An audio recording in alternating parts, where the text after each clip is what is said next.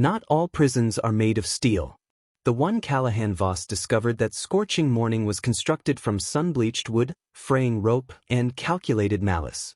A woman slumped against the frame, her body fighting to remain conscious. Matted dark hair obscured her features.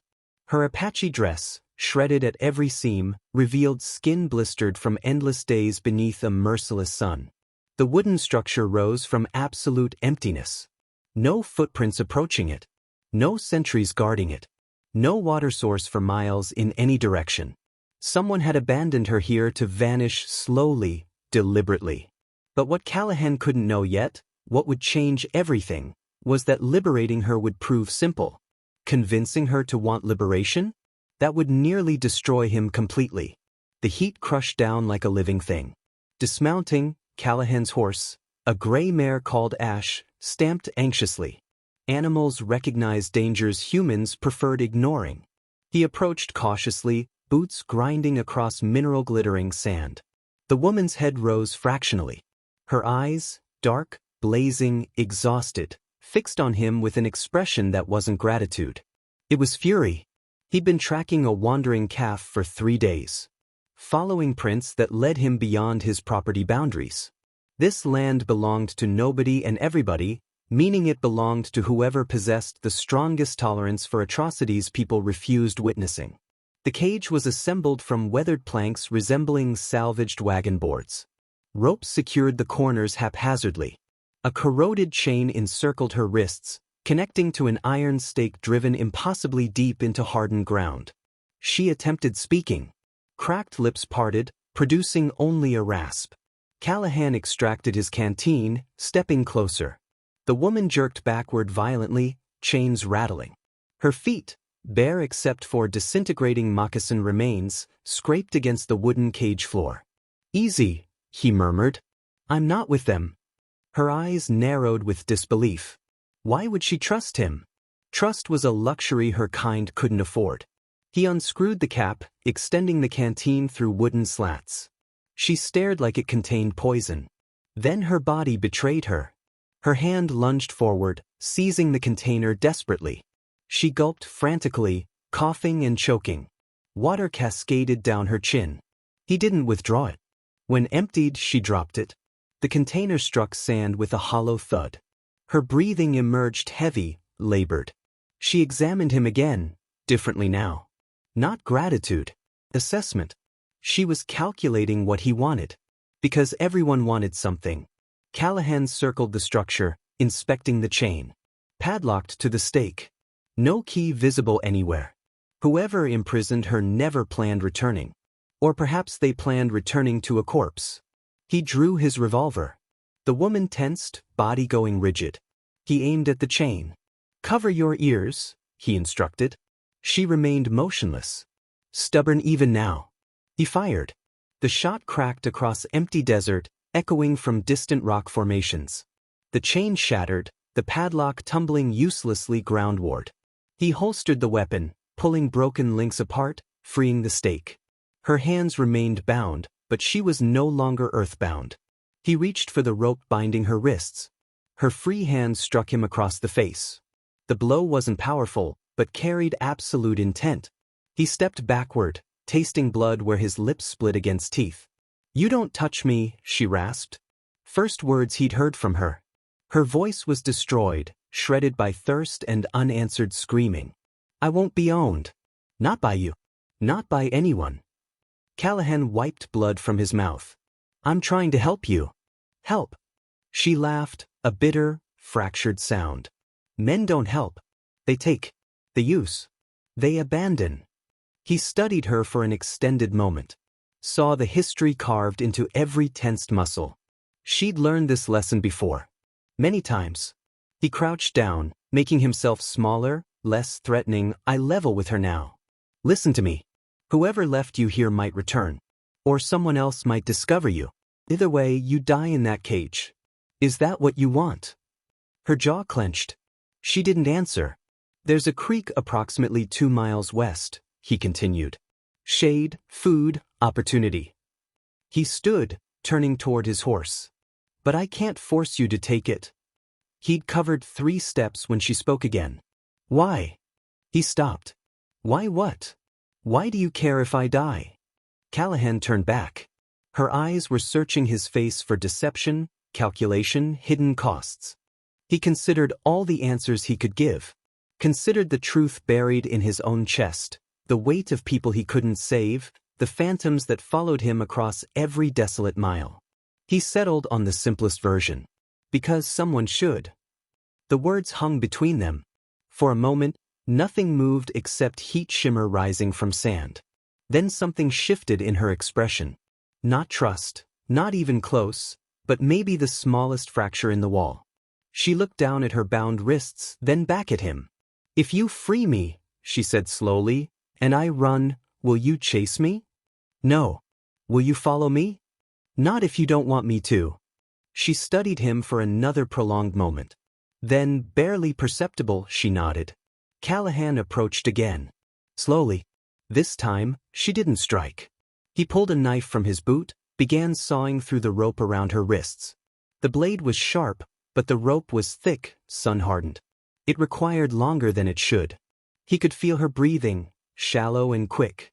Could smell salt of sweat and fear and something else. The particular scent of someone left to decompose. The last strand surrendered. The rope fell. Her hands were free. She stared at them like they belonged to someone else. Raw lines marked where the bindings had devoured her skin. She flexed her fingers carefully, testing what still functioned. Callahan stepped back, providing space. She pushed herself upright, using the cage wall for support. Her legs trembled. She'd been sitting bound for days, possibly longer. The muscles weren't prepared. She took one step and her knees buckled. He caught her before she hit ground. His arms circled her waist, supporting her weight. She went rigid in his grip, every muscle screaming resistance, but she couldn't stand independently. Not yet. Her pride and her body were at war, and her body was losing. Let go, she whispered. You'll fall. Let go. He didn't. Instead, he looked at her, really looked at her, saw the warrior buried beneath exhaustion and starvation. Saw the person who would rather shatter than bend. And he made a decision that would change both their lives in ways neither could predict. You're mine now, he said quietly. Her head snapped up, eyes blazing with fury. What? You heard me. You're mine. That means if anyone comes looking for you, they'll find me first. That means your fight is my fight. That means you don't die alone in this desert because I won't let you. He adjusted his grip, taking more of her weight. You can hate me for it. You can leave when you're strong enough. But until then you're mine. She opened her mouth to argue, to rage, to throw his words back in his face. But before she could, Callahan saw something that made his blood freeze. Dust rising in the distance. Multiple riders. Moving fast. Coming this way. We need to move, he said urgently. Now. She turned her head, following his gaze, saw the approaching threat. Her face went pale beneath the sunburn. They came back, she whispered. Can you ride? She tried pulling away from him, to stand independently. Made it half a second before her legs gave out again. This time, she didn't fight when he held her up. She looked at him with something that might have been fear or might have been acceptance. Maybe both. No, she admitted. Callahan looked at his horse, at the riders getting closer, at the woman in his arms who weighed almost nothing. He did the math. It wasn't good, but he'd made worse bets in his life. At least this time he knew what he was betting on. Then hold on, he said, and try not to kill me when this is over. He lifted her onto Ash's back, then swung up behind her. She sagged against him, too weak to protest the contact. He could feel her heart hammering through her back. Could feel how her whole body trembled with exhaustion and rage and something else she'd never admit aloud. He kicked the mare into motion. Behind them, the wooden cage stood empty in the sun. The riders were close enough now that he could hear them shouting. Close enough to see them point. Close enough to know they'd been seen. But what happens next? Will they escape? Or will the woman's past finally catch them? The mare's hooves threw up sand in desperate clouds. Callahan kept his body low, one arm wrapped around the woman to prevent her sliding off. She didn't hold on to him. Her hands gripped the saddle horn instead, knuckles white with effort. Even now, even fleeing for her life, she refused depending on him more than absolutely necessary. The riders behind were gaining ground. 3 of them, maybe 4, hard to count through dust and heat shimmer. Their horses were fresher, better fed. Ash was strong, but she was carrying double weight across unforgiving terrain. The math was simple and cruel. "There's a canyon up ahead," Callahan said close to her ear. "Narrow passage. We can lose them there." She didn't respond. Her breathing came in shallow gasps. The brief ride was already draining what little strength she'd recovered. He could feel how her body trembled against his. Not from fear, but from the simple fact that she'd been starving in a cage for days, and her muscles had nothing left to give. A shot cracked behind them. The bullet went wide, kicking up sand 20 feet to their left. Warning shot or bad aim. Either way, it meant they were close enough to try. Callahan urged Ash faster, but the mare was already giving everything she had.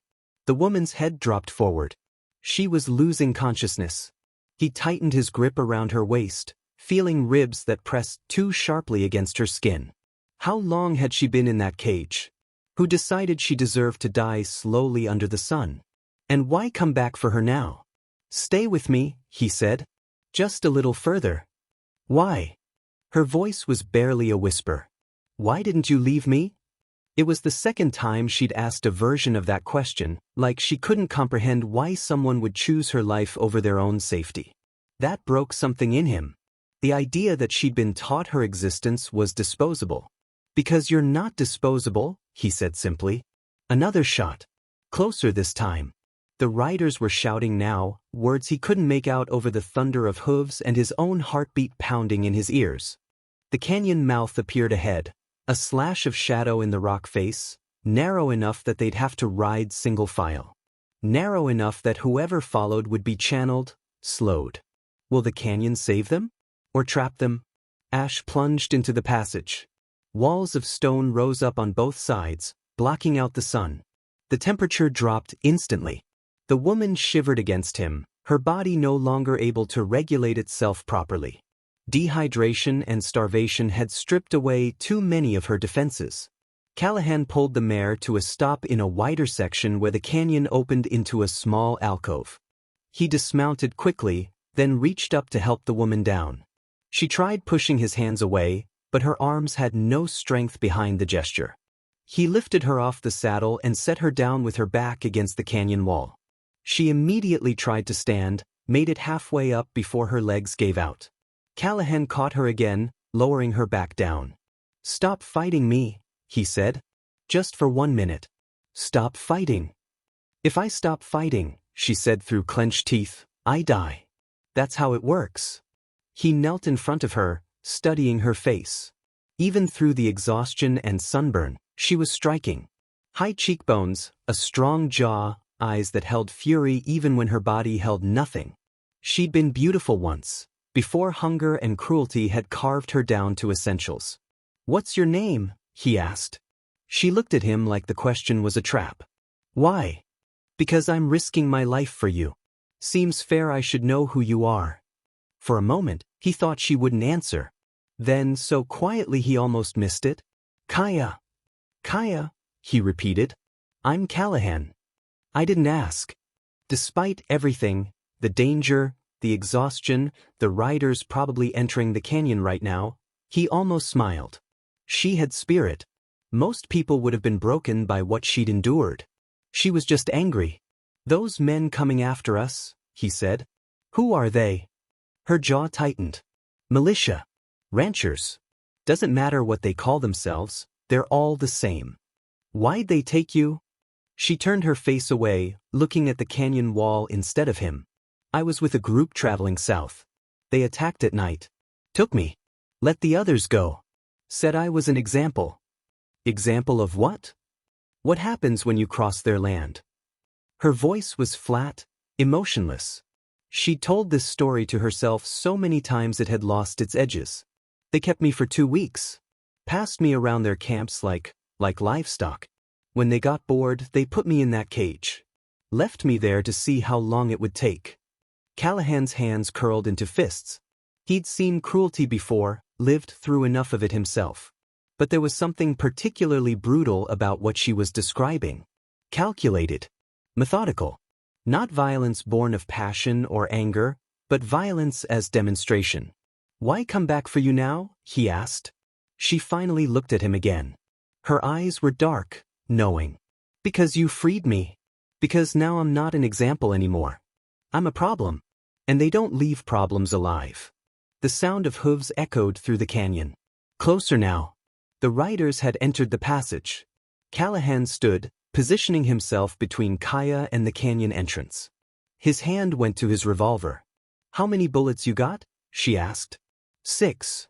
"How many of them?" "4. "Maybe 5. She laughed. That same bitter sound from before. "We're going to die here." "Not if I can help it." "You can't." He looked down at her.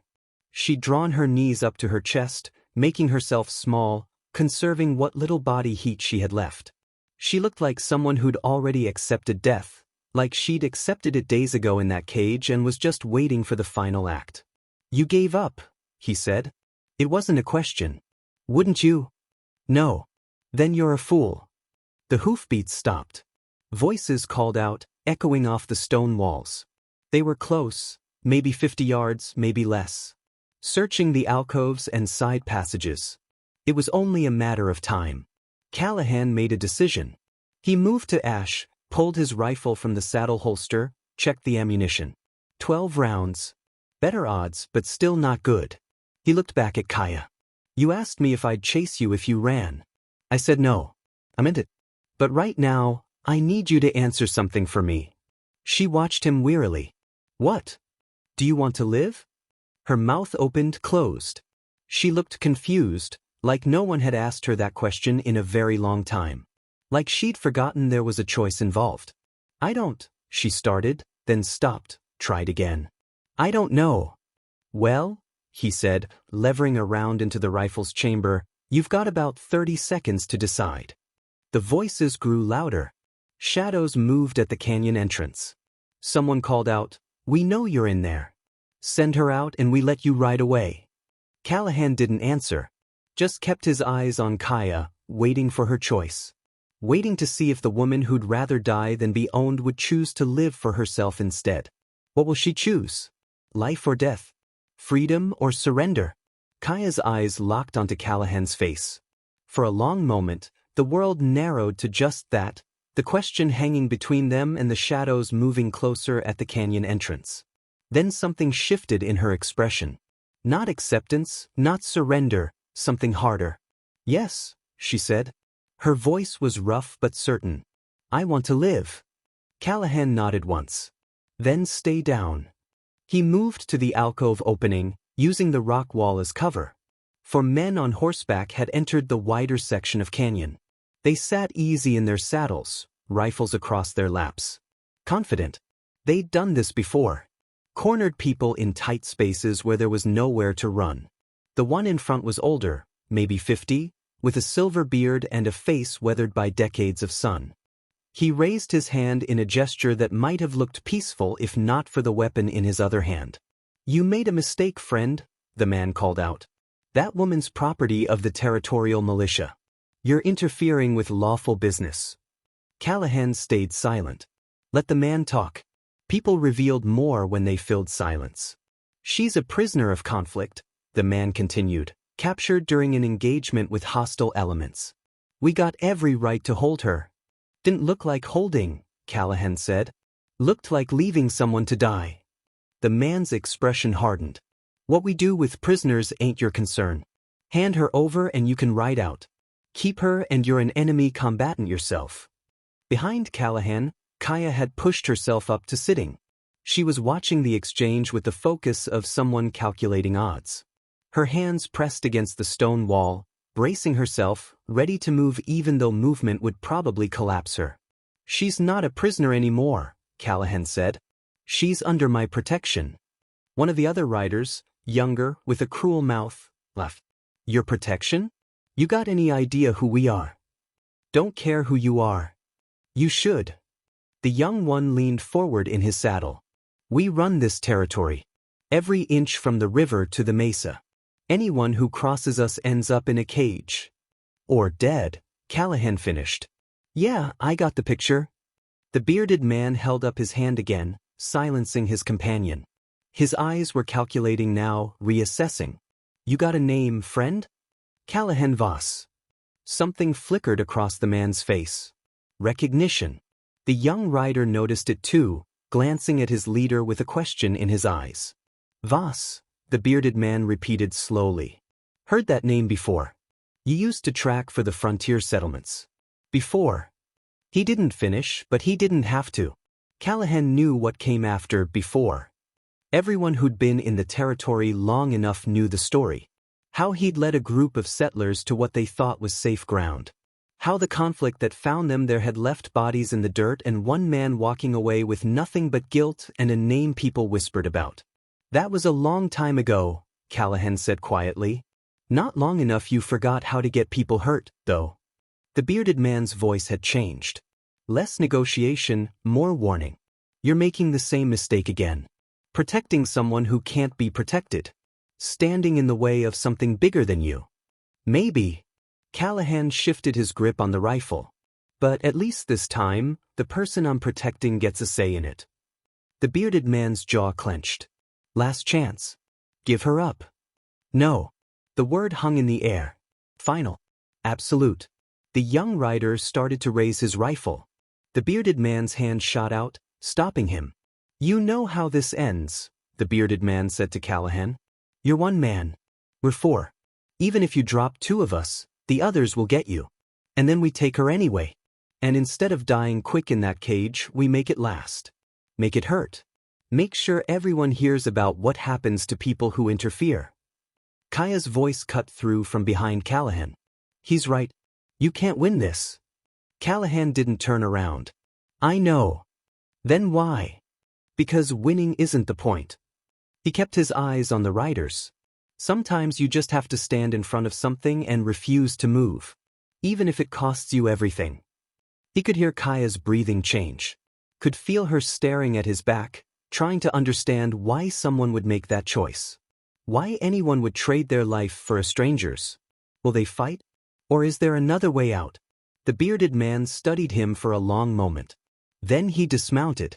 The other three followed suit. They spread out, creating a line. No more talking now. They'd made their decision. Last time, the bearded man said. Walk away. Callahan raised his rifle. Come and take her. The canyon exploded with sound. Callahan fired first, aiming not to wound, but to scatter. The bullet sparked off rock near the bearded man's feet, making him jump back. The riders dove for cover, returning fire. Bullets whined off stone, ricocheting in wild angles. Callahan dropped behind a boulder, levering another round into the chamber.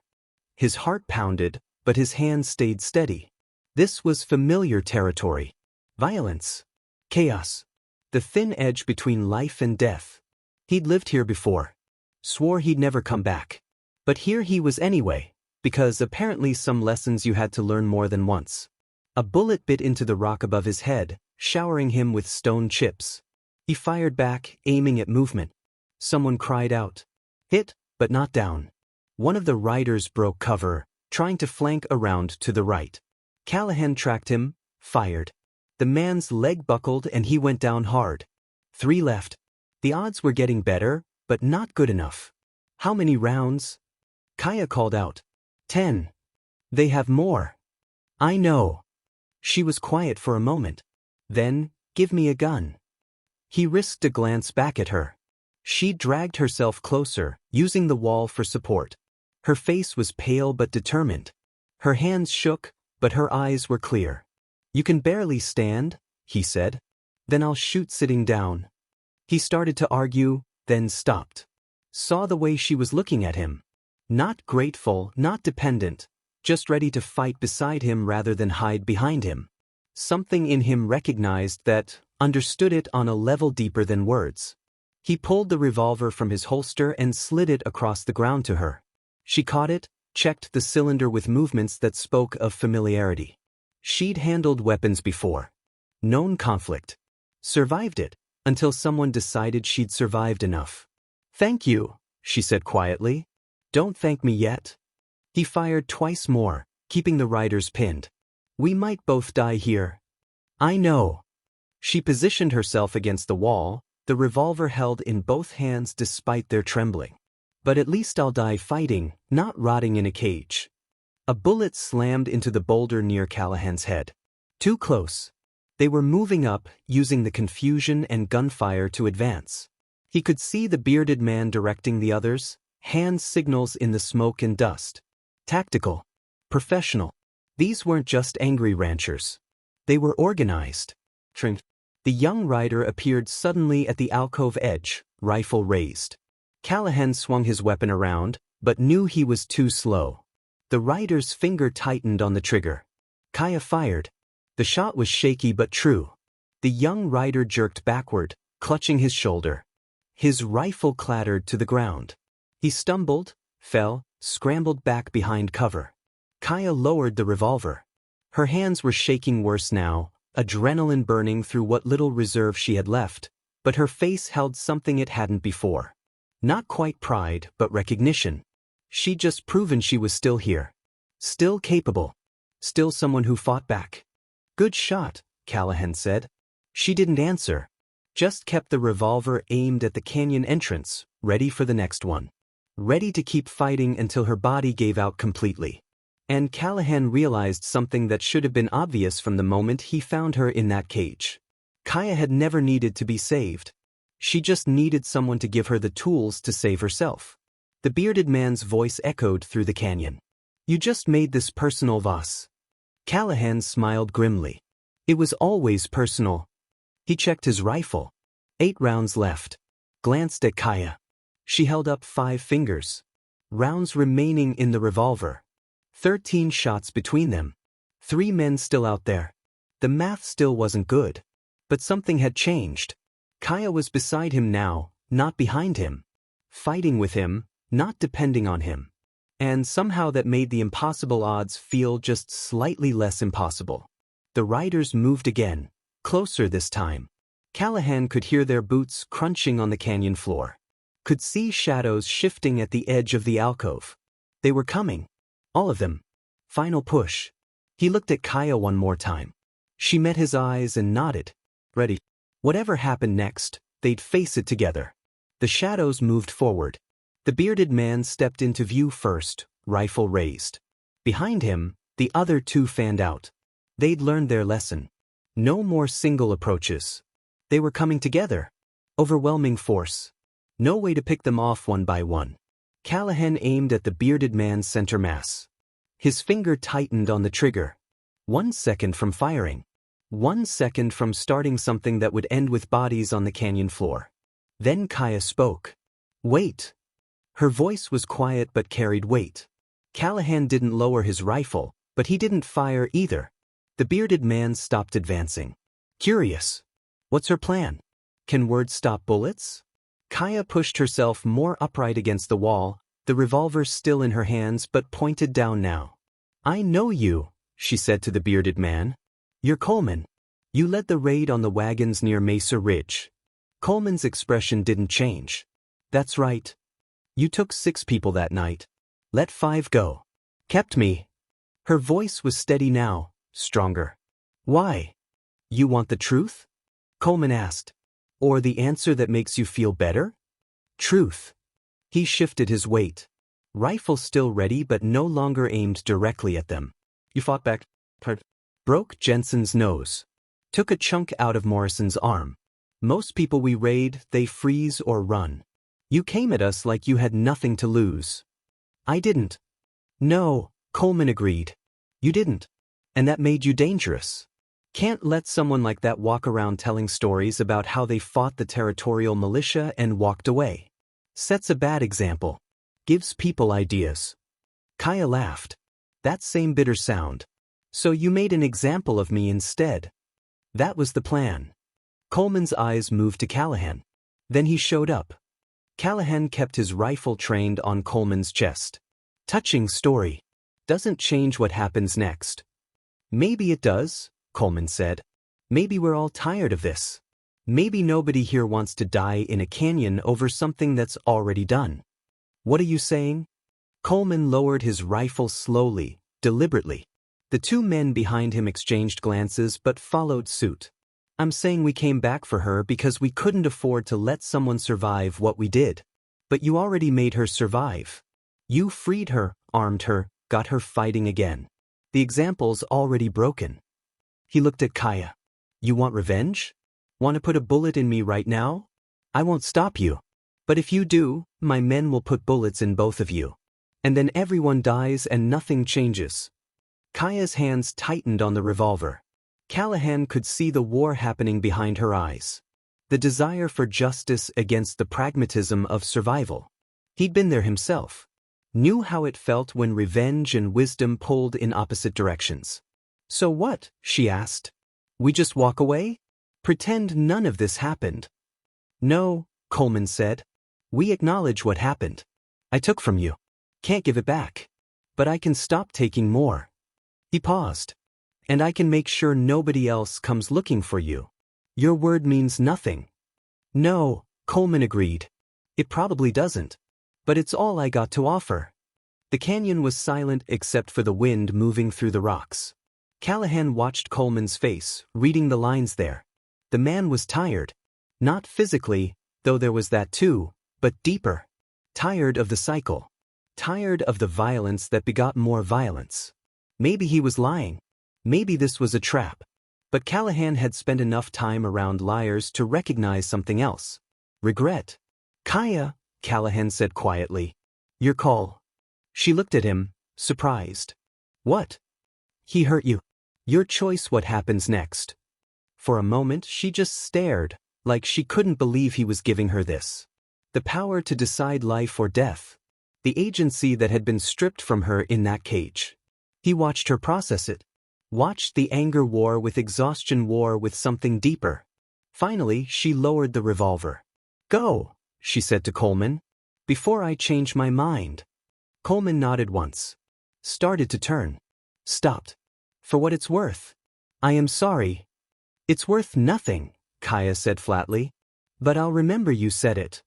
Coleman and his men backed away slowly, retrieved their wounded companion, mounted their horses.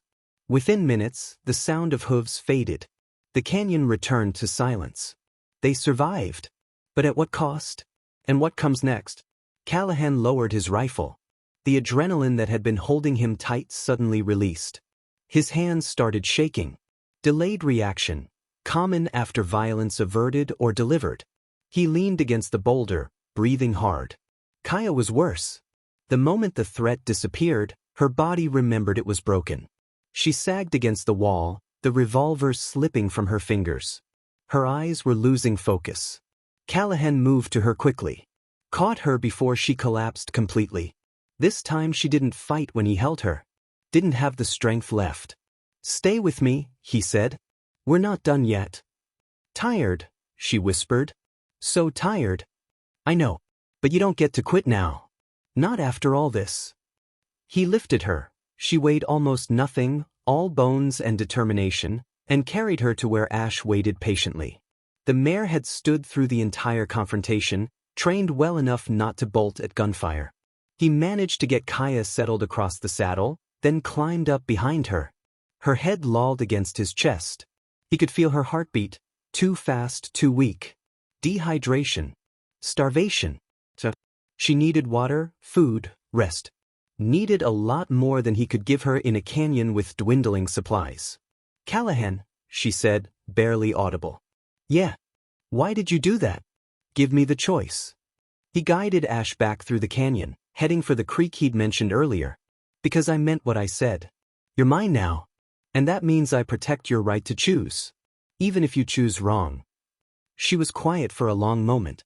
Then what if I'd chosen to kill him? Then I would have helped you do it. Even though you'd have died? Even though. She processed that. Her breathing was getting shallower. You're strange. Been called worse. I don't.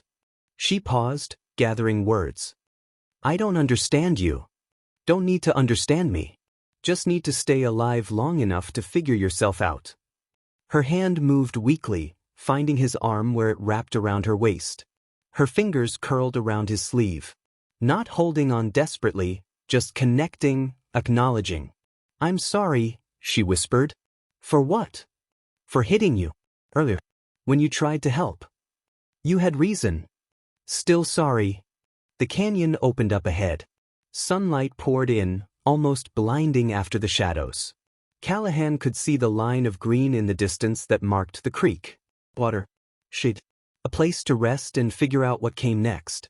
Kaya's eyes were closed now. Her breathing had evened out. Not better, but consistent. Unconscious, not dead.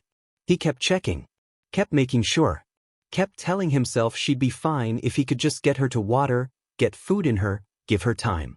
But time was the one thing he wasn't sure they had. Coleman might have let them go, but that didn't mean others would. Word would spread. Man protecting an Apache woman. Going against the territorial militia. Making enemies of people who controlled the territory.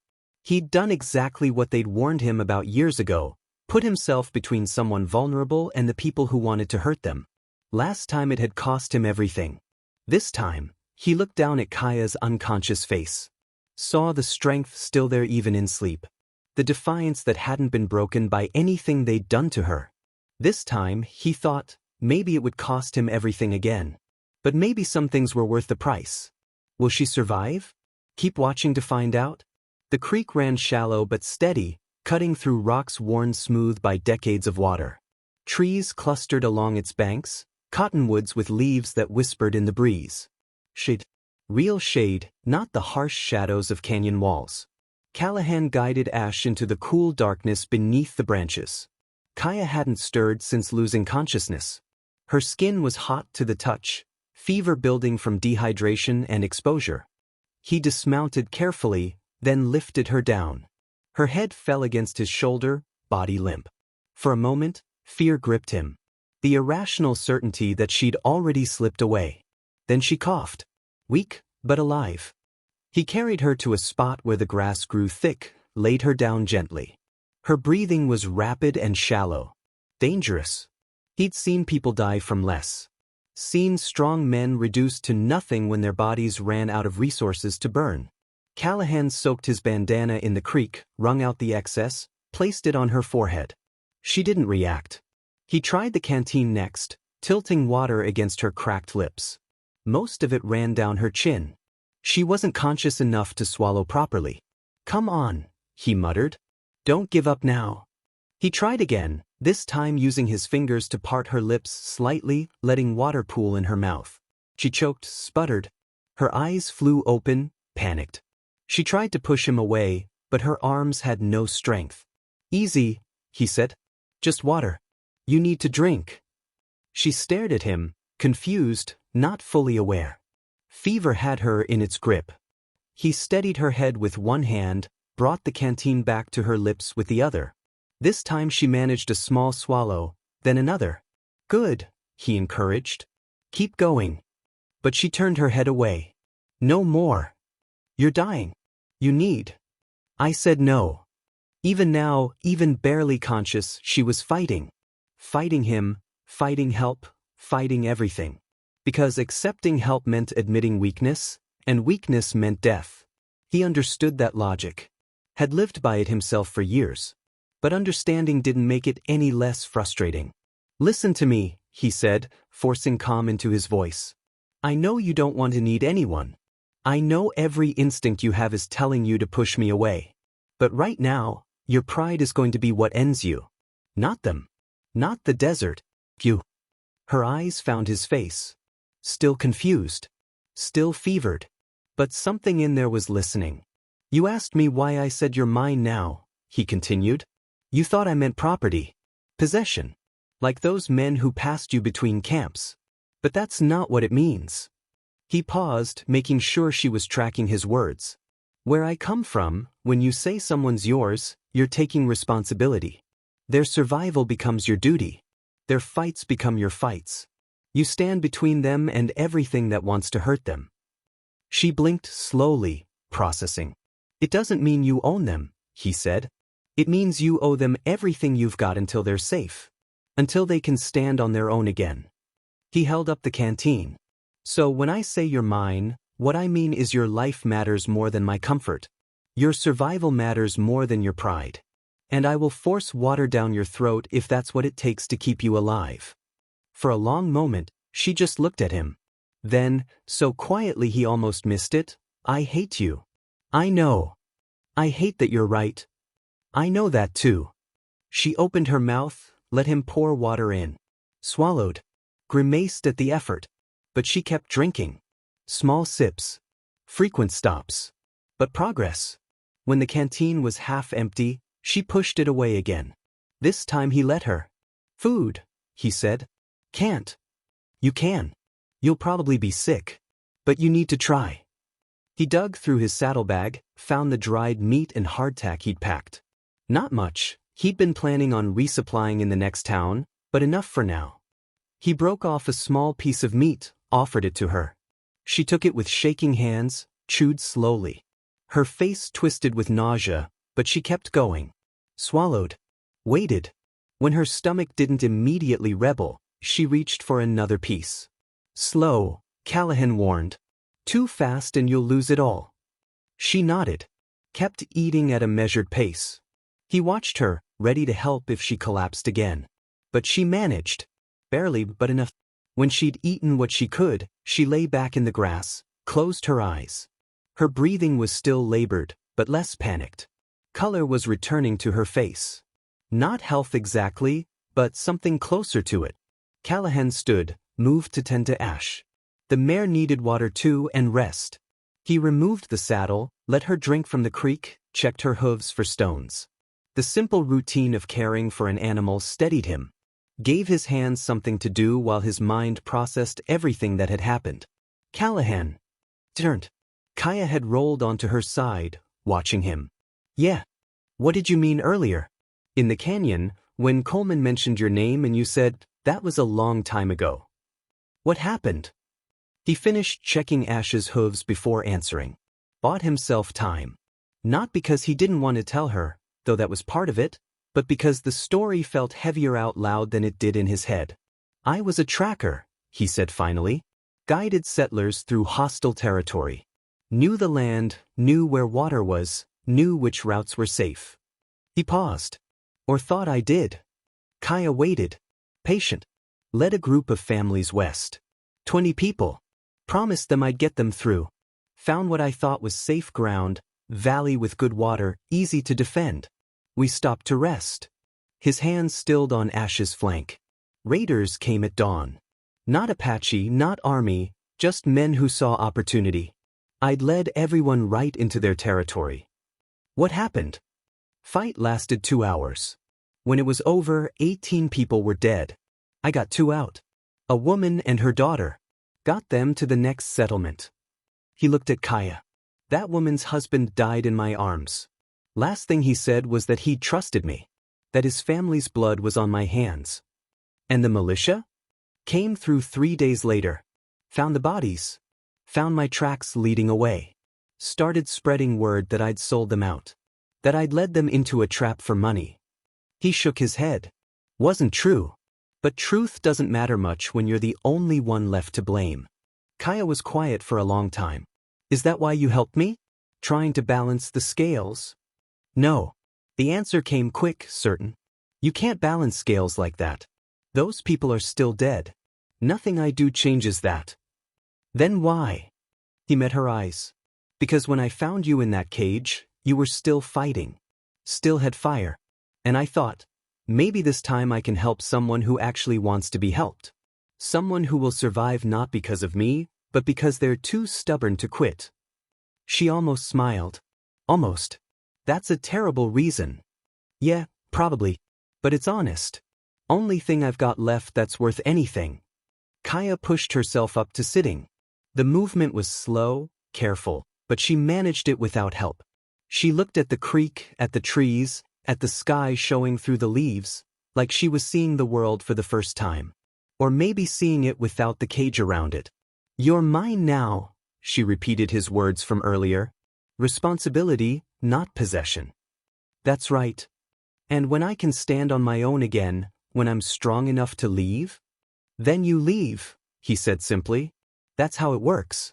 My responsibility ends when you don't need protection anymore. She looked at him for a long moment. Something was happening behind her eyes. A shift. A recalibration. She was seeing him differently now. Not as threat or savior or fool, just as someone who meant exactly what he said. What if, she said slowly, I don't want it to end?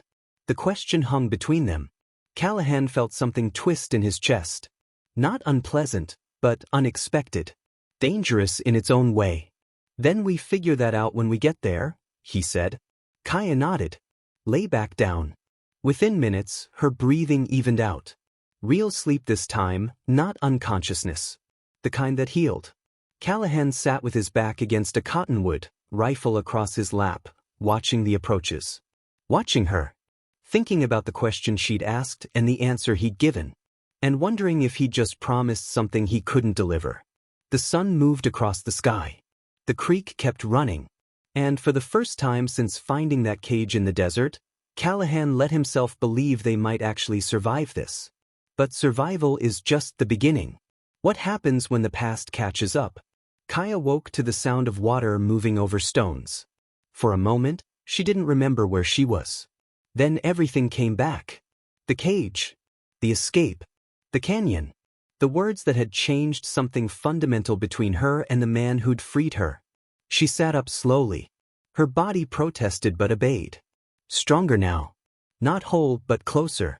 The fever had broken during sleep, leaving her weak but clear-headed. Real progress. Callahan sat 20 feet away, maintaining watch. His rifle rested across his knees. He hadn't slept, she realized. Stayed awake while she recovered, keeping guard against threats that might never come. The recognition of that sacrifice stirred something uncomfortable in her chest. How long? She asked. Turned. 6 hours. Sun's dropping. She looked at the sky. He was right. Late afternoon light filtered through the cottonwood leaves. She'd lost most of a day. You should have woken me. You needed rest more than I needed company. Kaya stood carefully, testing her legs. They held. Shaky, but functional.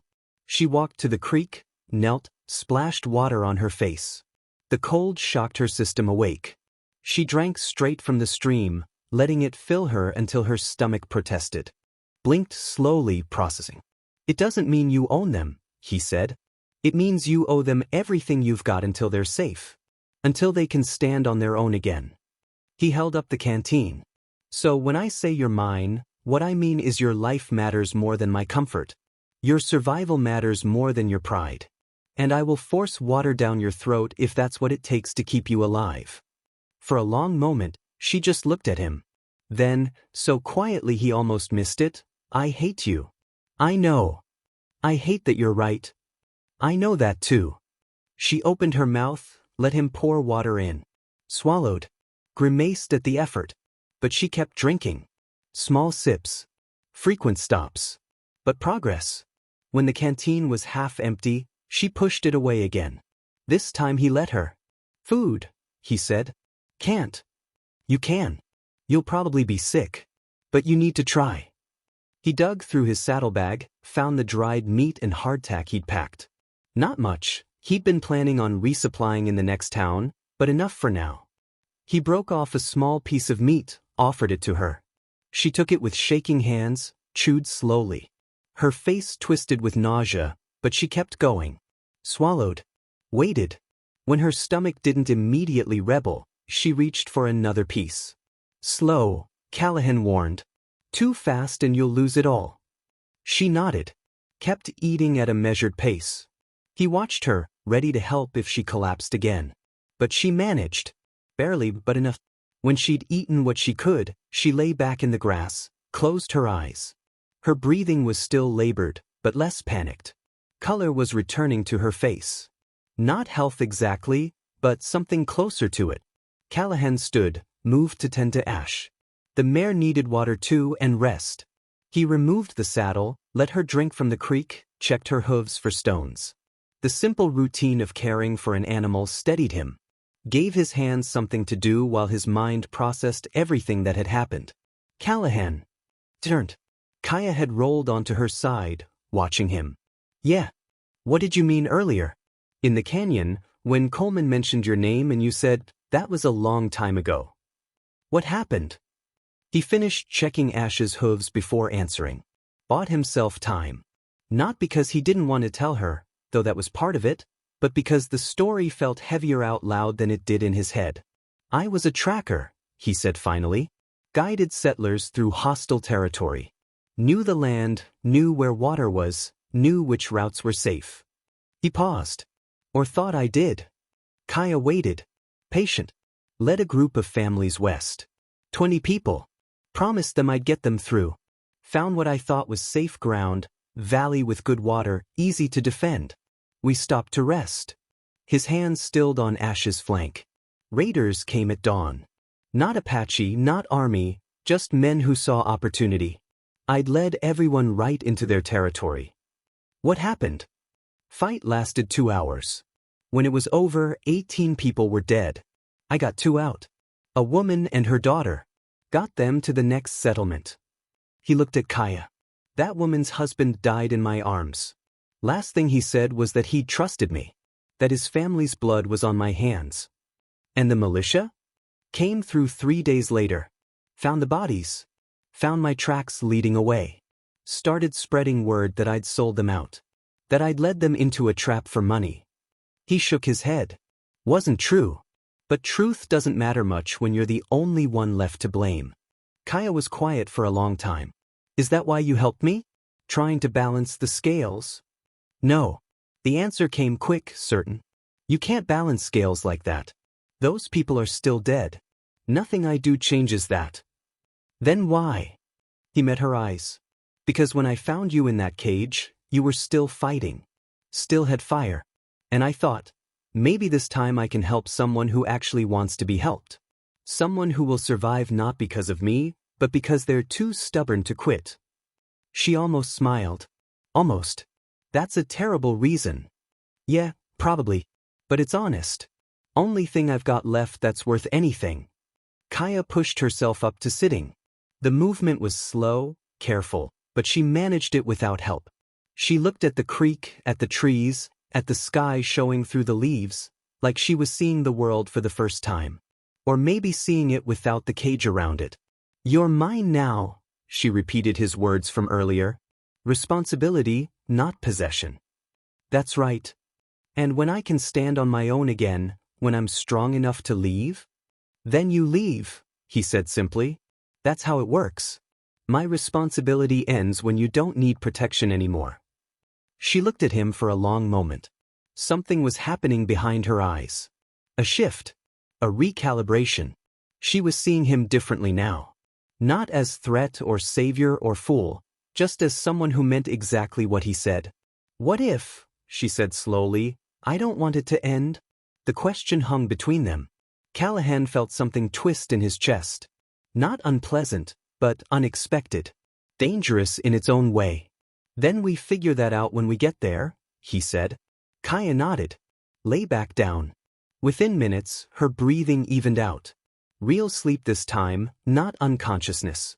The kind that healed. Callahan sat with his back against a cottonwood, rifle across his lap, watching the approaches. Watching her. Thinking about the question she'd asked and the answer he'd given. And wondering if he'd just promised something he couldn't deliver. The sun moved across the sky. The creek kept running. And for the first time since finding that cage in the desert, Callahan let himself believe they might actually survive this. But survival is just the beginning. What happens when the past catches up? Kaya woke to the sound of water moving over stones. For a moment, she didn't remember where she was. Then everything came back. The cage. The escape. The canyon. The words that had changed something fundamental between her and the man who'd freed her. She sat up slowly. Her body protested but obeyed. Stronger now. Not whole but closer. The fever had broken during sleep, leaving her weak but clear-headed. Real progress. Callahan sat 20 feet away, maintaining watch. His rifle rested across his knees. He hadn't slept, she realized. Stayed awake while she recovered, keeping guard against threats that might never come. The recognition of that sacrifice stirred something uncomfortable in her chest. How long? She asked. He turned. 6 hours. Sun's dropping. She looked at the sky. He was right. Late afternoon light filtered through the cottonwood leaves. She'd lost most of a day. You should have woken me. You needed rest more than I needed company. Kaya stood carefully, testing her legs. They held. Shaky, but functional. She walked to the creek, knelt, splashed water on her face. The cold shocked her system awake. She drank straight from the stream, letting it fill her until her stomach protested. When she returned, Callahan had laid out more food. She ate without being prompted, knowing her body needed fuel. The dried meat tasted like leather, but she'd eaten worse. Survived worse. You asked about my capture, she said between bites. I told you half the truth. Callahan waited. Didn't push. I wasn't just traveling south with a group, she continued. I was running from my own people. She paused, gathering the words. There was a man. Nakoma. He wanted me as his wife. I refused multiple times. But he had standing in the tribe, family connections, reputation.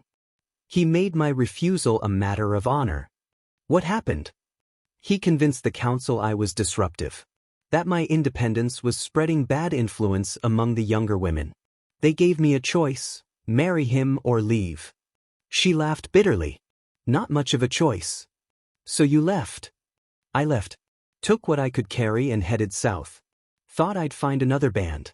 Start over somewhere people didn't know my name. She looked at her hands. Nakoma followed. Found me 3 days out. Brought others with him.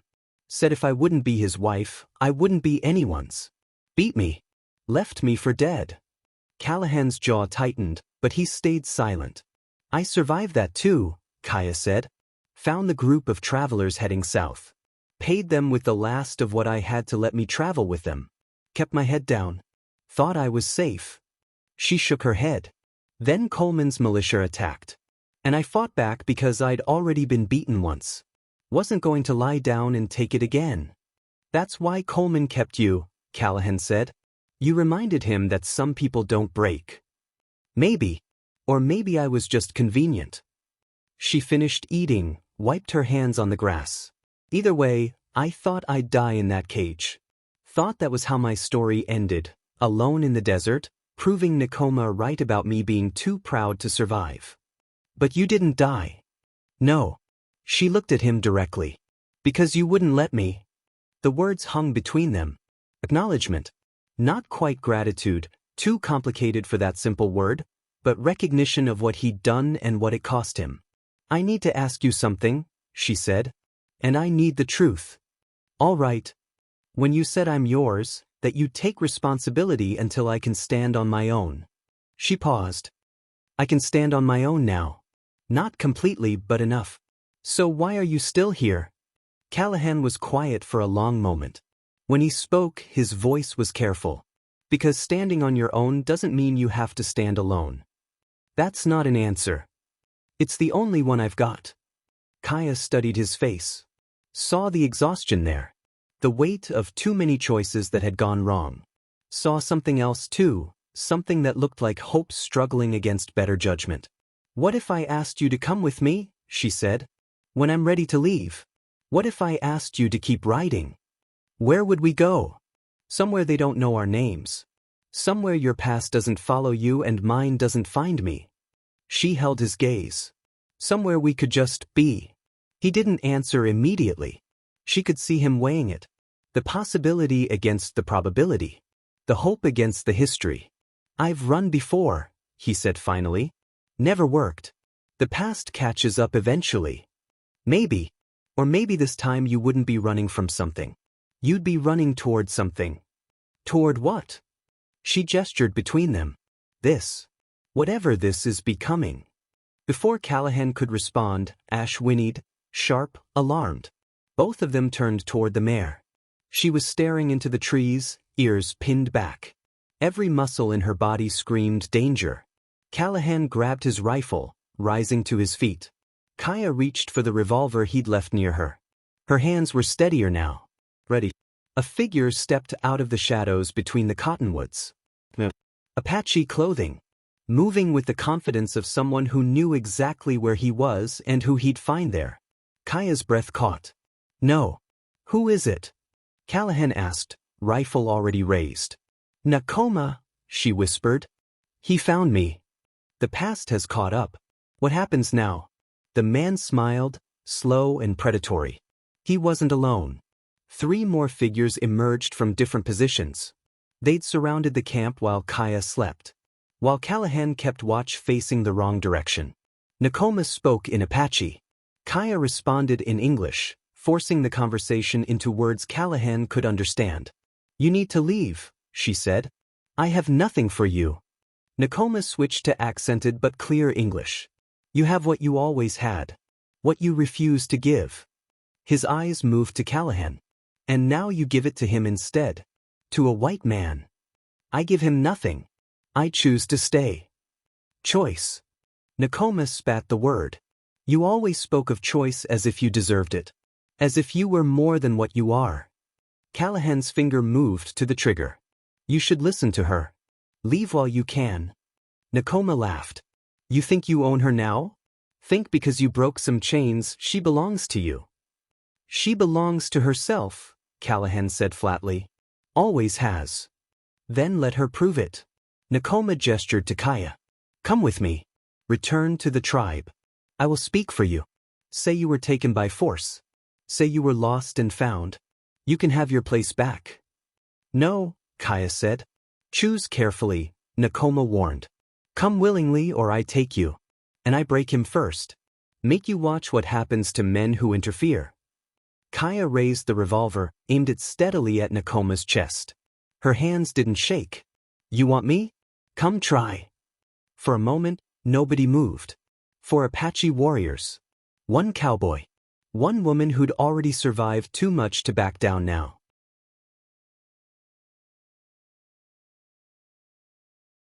The math was impossible. But Kaya stood beside Callahan, not behind him. Beside him. Equal partner. And somehow, impossibly, that changed everything. The standoff held. 5 guns aimed at 2 people. 2 people who refused to back down. Mathematics said this ended badly. But mathematics didn't account for will. Nakoma's smile faded as he realized Kaya meant what she'd said. You would choose death over coming home. This isn't about death, Kaya said. It's about you refusing to accept that I'm not yours to claim. The council gave you to me. The council gave me a choice. I made it. She kept the revolver steady. You just didn't like my answer. One of Nakoma's companions shifted nervously. The youngest of them, maybe 16. Old enough to fight, not old enough to want to. He looked at Kaya with something that might have been respect or might have been fear. Nakoma saw it too. His expression hardened. You shame yourself. Shame your family. Standing with him against your own people. My people, Kaya said slowly, gave me 2 choices, be property or be outcast. So I chose outcast. And I've survived just fine. You were in a cage.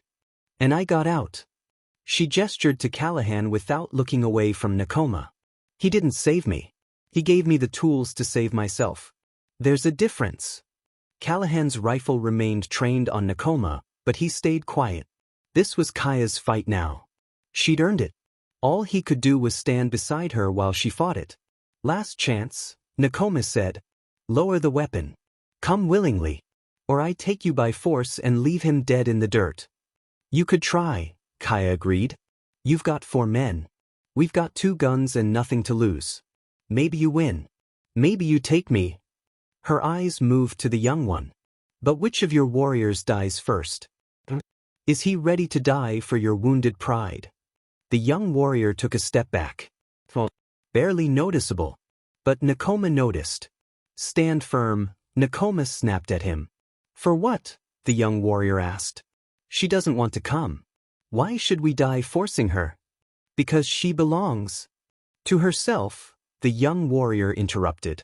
She said it. You heard it. We all heard it. Another of Nakoma's companions lowered his weapon. Not much, but enough. The cracks were showing. Nakoma's face twisted with rage. You would all betray me? Betray our traditions? Our traditions? Kaya said, say a woman can refuse a marriage. You're the one who twisted them. Made it about honor instead of choice. Made it about possession instead of partnership. She lowered the revolver slowly. Deliberate. Not surrender. Statement. I'm not coming back. Not today. Not ever. You can try to take me. But I'll fight. He'll fight. And some of you will die. Is that what you want your honor to cost? Nakoma stared at her. Hatred and something else warred in his expression. Maybe recognition. Maybe the dawning understanding that he'd already lost. Not the fight, but the thing he'd been fighting for. Even if he took her now by force, she'd never be what he wanted. Never be conquered. You'll regret this, he said finally. Maybe, Kaya agreed. But it'll be my regret. My choice. My life. For a long moment, Nakoma didn't move. Then he spat on the ground between them, turned, walked back into the trees. The other 3 warriors followed. The young one last, glancing back at Kaya with something like apology before disappearing into the shadows. The sound of their departure faded. Silence returned to the creek. Kaya lowered the revolver completely. Her hands were shaking now, delayed reaction, adrenaline draining away, leaving exhaustion in its wake. She sat down hard, like her legs had just remembered they were still recovering. Callahan lowered his rifle, moved to her side. Didn't touch her, just stayed close, ready to catch her if she fell. You all right? He asked. No, she said honestly. But I will be. That was brave. What you did. It was necessary. She looked up at him. You could have shot him. First moment he appeared. Would have been the safe choice. Would have been my choice, Callahan corrected. Not yours. And this needed to be yours. She nodded slowly, understanding what he'd given her. The space to fight her own battle. The trust that she could win it without him taking over. Thank you. For what? For standing beside me. Not in front of me. Beside me. He sat down next to her in the grass. Close enough that their shoulders almost touched. That's what your mine means. Remember? Your fights are my fights. But they're still your fights to lead. Kaya was quiet for a moment. Then she leaned sideways, resting her head on his shoulder. Small gesture. Huge trust. He didn't move, didn't pull away. Just let her rest. He'll come back, she said quietly. Maybe not today. Maybe not tomorrow. But eventually. Then we'll deal with it when he does. We, she repeated. Not you. Not me. We. Yeah. She lifted her head, looked at him directly. Earlier I asked if you'd come with me. Keep riding. You didn't answer. I know. I need to know, Callahan. Because I can't stay in one place anymore. Can't put down roots and hope they don't find me. I have to keep moving. And I'm asking, will you move with me? He looked at her. Saw the question behind the question. Saw what she was really asking. Not just for companionship on the road, but for partnership. For someone who'd stand beside her through whatever came next. Yes, he said simply. Even though your past might follow? Even though we might never find that place where we can just be? Even though. He paused. Because maybe the place doesn't matter. Maybe what matters is who you're with when you get there. Kaya smiled. First real smile he'd seen from her. It transformed her face. Showed who she'd been before the cage, before the beatings, before all the things that had tried to break her. You're still strange. So you keep saying. I think I might like strange. Before he could respond, she kissed him. Quick, tentative, testing. When she pulled back, she searched his face for reaction. He smiled. Yeah. I think I might like strange too. She laughed, not bitter this time, but genuine. The sound of someone who'd remembered how. They sat there together by the creek as the sun dropped lower. 2 people who'd been broken by different things, finding in each other something that felt like healing. Tomorrow they'd ride. Keep moving. Stay ahead of the past that chased them both. But tonight, for the first time in longer than either could remember, they weren't alone. And that made all the difference. Their journey together is just beginning. Dawn broke cold and clear. Callahan woke to find Kaya already up, standing by the creek. She'd washed, braided her hair, put herself back together as much as circumstances allowed. She looked stronger. Not healed, that would take time, but present. Solid. He joined her at the water's edge. "How do you feel?" "Ready," she said simply. They packed in silence. The comfortable kind where words weren't necessary. Callahan saddled Ash, secured their supplies. Kaya moved carefully but confidently, helping where she could. Partners sharing work, not one person doing while the other watched. When everything was ready, Callahan paused, looked back at the grove of cottonwoods where they'd spent the night. "This was the first place you were safe since before the cage." "No," Kaya corrected. "This was the first place I chose to be safe." "There's a difference." He understood. Safety given was temporary. Safety claimed was something else entirely. They mounted together. Callahan first, then Kaya behind him. She wrapped her arms around his waist without hesitation now. No resistance. No pride fighting acceptance. Just the practical reality of two people sharing a horse and a direction. "Where do we go?" she asked. "North. Through the mountains. There's territory up there where names don't matter much. Where people judge you by what you do, not what you've done. You've been there before. Once. Long time ago." He guided Ash away from the creek, toward higher ground. "Thought about staying, but I was running from something then. Made me restless. Made me unable to settle. And now I'm riding toward something instead." He glanced back at her. "Makes all the difference." They rode through country that changed as the sun climbed. Desert gave way to scrub. Scrub to grassland.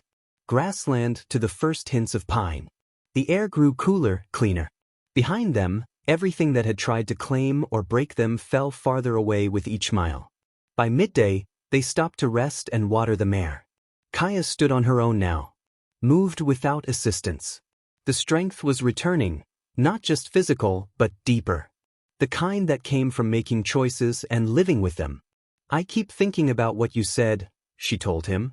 "About being yours. About responsibility. What about it? It works both ways, doesn't it?" She looked at him directly. "If I'm yours, then you're mine too. Your fights become my fights. Your past becomes something I help you carry." Callahan considered that. "I suppose it does." "Then I'm claiming it," she said.